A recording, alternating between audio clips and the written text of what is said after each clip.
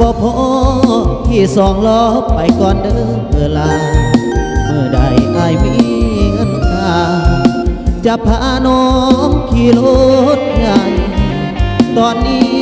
ยังจนหน้ามนต้องทนซ้อนทางบ่หน้า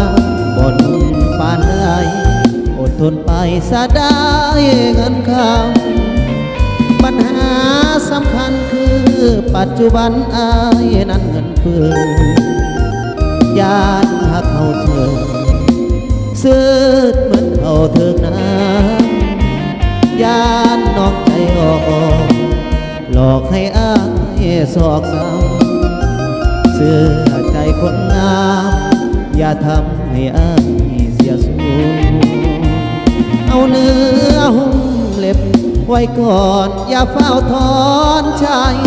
อดทุกข์แล้วค่อยสบายดีกว่าทุกข์ในภายโลกเอาพรแสวงไปแข่งกับคนมี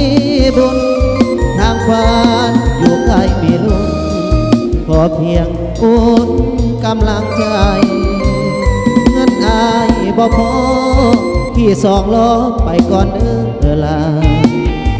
หลบฝนทนฟ้าสัญญาด้วยลูกผู้สาบ่ดนดอกลาจะพาน้องขี่รถใหญ่ขอเพียงสองเรามีใจบอกไกลดอกเด้อความฝัน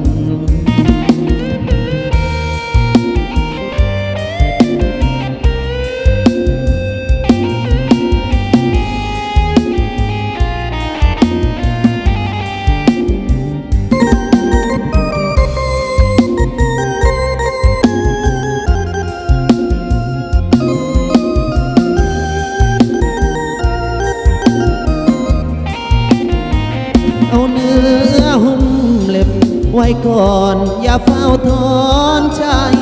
อดทุกข์แล้วค่อยสบายดีกว่าทุกข์ในภายโลกเอาพรแสวงไปแข่งกับคนมีบุญทางบ้านอยู่ใกล้มีลุ้นขอเพียงอุ่นกำลังใจเงินอายบ่พอขี่สองล้อไปก่อนเด้อลาหลบฝนทนฟ้า